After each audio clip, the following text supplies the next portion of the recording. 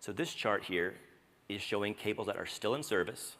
They are repeated cables, and it's a number of years that they have been active is the y-axis here. So you can, they're colored by the routes that they serve. So you can see really in all routes, all these major routes, there's a lot of cables that have been in service 20 years or more.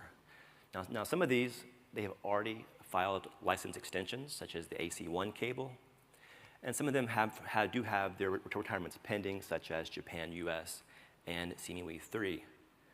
But I think it's pretty clear that many of these cables, they're going to at least reach or exceed probably 25 years of service. So that's a bit of a change from what we've been seeing in the past.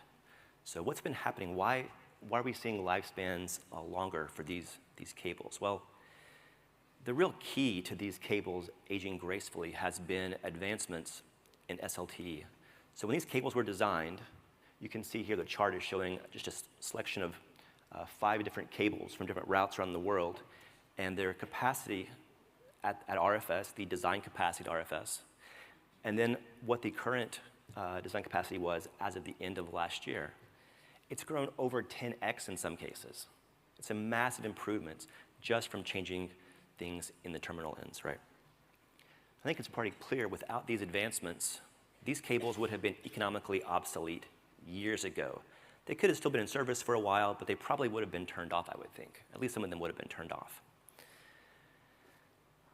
That leads us to the next question, though.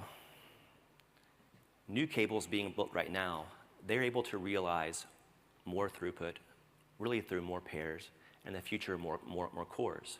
You can see here cables in the Atlantic, the number of pairs going from 4 to 6, 8, 12, 16, 24, coming up. So, one issue could be, once a cable is deployed, it can't take advantage of adding more pairs or more cores to it. It's fixed, right? So one thing to consider in the future is, could these relatively new cables become candidates for retirement before the 25-year threshold?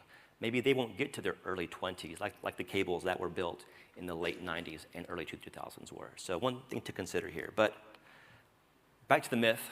The myth is the lifespan of a submarine cable 25 years? I think we've shown here with the data that the lifespans do vary a lot across a very wide range.